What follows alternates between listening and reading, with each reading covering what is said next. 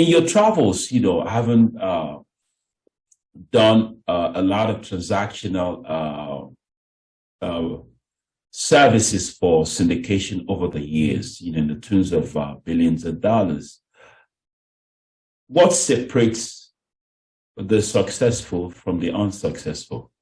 What would you say that this is what I've seen? The most successful people have really taken the time to develop a database of prospective investors. The ones who are the least successful are they're really focused on just finding the deals, and then they get a deal and they're like, uh-oh, I don't have any investors, or I don't have enough investors. So then they're scrambling around trying to bring other people into their management team that can bring their investors. And that is not really a scalable business model. You really, if you want to scale your business, you need to have somebody internally with you who's going to develop relationships and go out and be able to talk to those people when you have deals. We have some clients that started out 6 years ago buying $3 to $5 million deals, and now they're buying $30 to $50 million deals.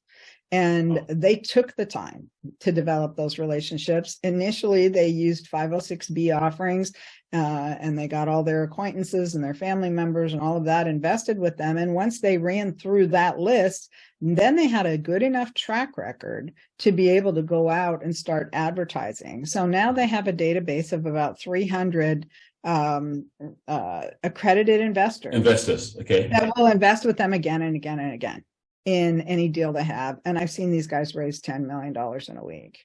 So, that's where you want to aspire to is, initially start out with a database of accredited and non-accredited investors, write down a list of everybody, start developing those relationships, start vetting them. Make sure you've got this list of qualified people. So when you have deals, you can start tapping into them and talking to them about the deals you have and making sure that this one sounds like a good deal for them.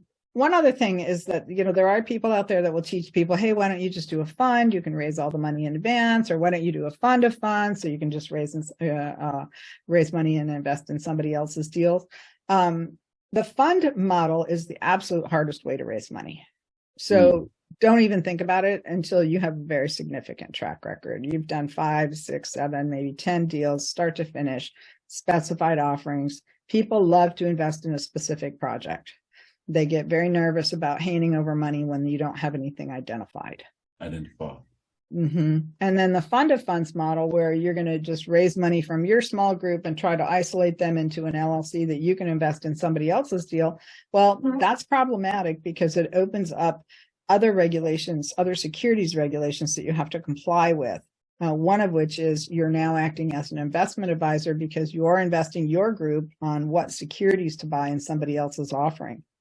And once you start advising someone on what securities to buy, you're acting as an investment advisor, and you actually have to file some paperwork to become an investment advisor. And you may have to take some tests in your state or in the states where your investors live in order to be able to provide that service. So it's kind of the wrong path, right? For a lot of people get into this. They want to buy properties. They want to syndicate. They, can only put together $300,000 or $400,000 because they haven't taken the time to develop relationships with investors, or they don't have somebody in their team that's out finding deals. So they end up with just a piece of what they need, and they have to, make themselves beholden to these other groups so that they can have a place to invest at all. It's really not a sustainable model. It's something you should maybe aspire to do 1 or 2 times just to gain some experience in someone's management team, and then go out and start doing your own deals.